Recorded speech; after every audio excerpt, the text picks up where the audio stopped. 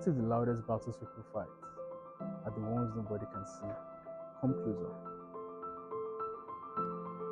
In this video, strangers open up about social anxiety, and their words might sound more familiar than you think. But don't take my word for it. Let's listen to your stories. So, mostly happens whenever I go to class, and I normally gets the best of me when there's more than two persons in a space. So, whenever I go to class and my classmates are there, I just freak out. So, it made me stop going to class for a lot of semesters, and it fucks me up actually academically because it was uncontrollable. I don't know. I had several coping mechanisms that are not like very good for my health. So yeah, that actually fucked me up a lot. If I get into my class, I just freak out. I can't learn. I can't do anything because all the staring, all the everything is just like I feel like I'm suffocating and I'm just sinking and I don't know what to do. So it made me go into so many things to try and like have it under control, which I still haven't. So yeah. Yes, I have to, mostly because of my career choices. Because like I'm into music, and that's one thing it's restraining me from going above my limits. Like whenever I want to make music, I just think of it in the long run. I'm like, nope, I can't stand in front of a lot of people to perform. So there's been a lot of opportunities I've missed because like I just can't control it. I can't just deal with it. Thinking about it is even way worse. I feel good, and you calling me man is actually not a guy, I'm a girl. So that's another thing. I think because of the way I am, that's another factor. Yeah, I feel good letting it out because I know a lot of people are struggling with it. Okay, so my name is Trust, and this is my social anxiety story. Over the past few weeks, I've been, should I say, pressured based on financial aspects because a lot of things have required expenditure that at some given point, I did not have. So the pressure has been crazy, but the society at large has not helped because most people don't really tend to say that you're trying your best, or even when you don't show that you're trying your best, or when you show, it's like they're not even saying it at all, and everybody keeps on saying or acting like, "Guy, do something, do something." So it's been crazy on my end. It's been crazy from the society, and I believe I'll pull through. So that's my story. Like a burden has left to an extent. The financial part is still there, but I feel like a burden has been lifted to an extent. So yeah, that's it. Okay, so it's basically believe in yourself. Know that it's a phase and it will pass because nothing lasts forever, good and bad alike. So if you're feeling something terrible now and nobody's there to guide you through it or say something nice to you, just have it in mind that after a while it will be gone and you'll be fine again. You will look back and smile and be like, I maybe this one time, but that phase don't pass. So basically that's it. Just keep up the faith, you'll be fine. I know you're enjoying this. So if this resonates with you make sure to subscribe. If you're here, we share the voices that remind us that none of us are truly alone. So subscribe, enjoy the rest of the video. The last time that I really felt social anxiety was during my time in 100 level when I was in university. A certain friend did something online and he told me that I should go and check up that particular website. It's like a betting website. Then as I just clicked on the link, they told me to put a particular amount of money inside, and me being a novice then, I didn't really have much knowledge of all those stuff. I don't know it was a scam. So I just put some part of my money for school fees inside. And the school fees I was supposed to pay it that day. So I just withdrew some part of the school fees. I placed it inside the site, and that was how I was not able to pay for school fees that particular semester. But it's just God that had it his way.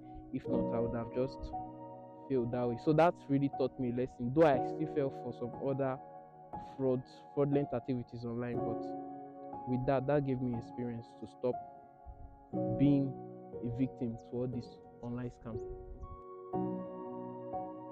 No, I think I've dealt with it with my current situation. I don't really feel pressure to do something that I am forced to do. When I see people doing things, I will not feel pressured. I feel I should stay within my own space. If I'm up to the capacity to do that thing, that's when I'll do it. If I don't have what that person has at that moment in time, I will not be pressured to have it, because most people now, what is killing them is social anxiety. They want to live up to other people's standards that are higher than theirs, and that's what is really, really, really like cutting them off in life. You don't really need to be pressured to get something that you don't have.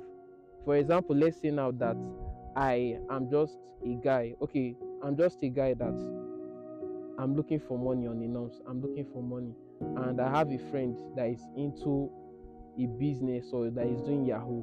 I cannot start forcing myself. I can only ask my friend for one or two opportunities. If he doesn't give me, I will rest. I will go and look for somewhere else. But it does not mean that I want to fight to be greater than my friend.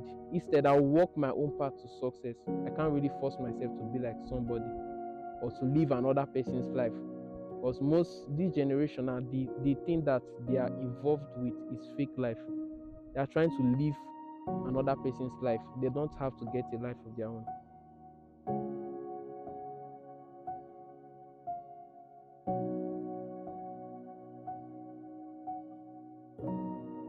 I think in primary five, when everybody was like, how should I put it? Those kind of things where everybody speaks up and laugh. You know, you always have a mental dialogue about what to say, and so you don't come out stupid. Up to like 3 hours straight. That was what was just going up in my head, and at the end of the day, I could not get to see anything, and because of that, nobody really talked to me. So everybody was just avoiding me, thinking I was like, I was, I did not like them or talk to them. And is actually, I don't know if it's while I developed. Most of the time, I don't even like going out because I don't like when people look at me and all those kind of things. Even as I walk in, I try to avoid eye contact with strangers. Normally I'm above the average height, so when I'm in the midst of people, people tend to stare at me, which I don't find comfortable sometimes.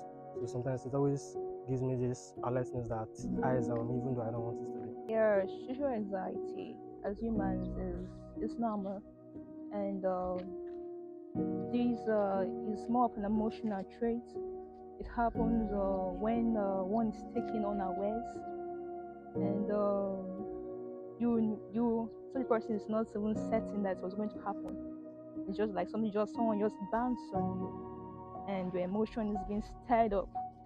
And sometimes you can see the fright in the person's face, and like, sorry, I scared you, you know. But when it comes to academic world, you know, where you're in a class and your lecturer points at you and say, "Hello, young lady, stand up," and explain what this term means to the hearing of the class. And you see that most times you're not even grounded in the topic, and they just want you to say something. Now, what goes through your mind is like, if I say something that's not it, it's gonna laugh at me. So you're more like very conscious, like, okay, let me just say something that will look like it. And you start saying things, and sometimes you say something like that, and say like, okay, celebrate her or celebrating. For example, I'm a teacher and I work, and when I go to the classroom, the first thing I ask if I'm introducing a topic, I ask my students, what do you know about this topic? And sometimes they don't want to share because they have this notion, if I say this, my friend's gonna laugh at me. And most times I encourage them, like, you don't have to keep those questions to yourself, just voice it out. You're in school to learn. You know, leaders are learners, and a leader that have never faced an embarrassment before publicly has not even started, because that's how you grow. exposure brings growth. We grow in isolation, but we are tested publicly to see how far we have gone the level of our growth. So your growth will be demanded at every given point in time because that's when maturity comes in. And so we are knowledgeable not just about our professionalism because we live in an ecosystem where things evolve at every given point in time. Well, sharing that, based on my experience and my exposure to, I feel relaxed though. Yeah, I feel relaxed, and I just want to tell someone out there that you don't have to be anxious. You don't have to feel bad when someone approach you, like when someone say, "Okay, can you tell me what you feel about this matter?" Because sometimes I had as an advisor, yeah, to my peer group, because I have a group. I'm a mentor to a lot of mentees, and sometimes they call me unaware, like, "Mama, what do you think about this?" And I'm like, "Okay." Coming to this point of view, I give them my own point of view, and allow the Lord God to give them the understanding to walk in the light of it. And so it's normal. So you don't have to keep those things to yourself because a lot of young persons have questions they want to ask. I just pray I link up with the right person because not just about sharing your challenges, but it's about sharing the challenge with the right personality. Matters a lot. Thank you.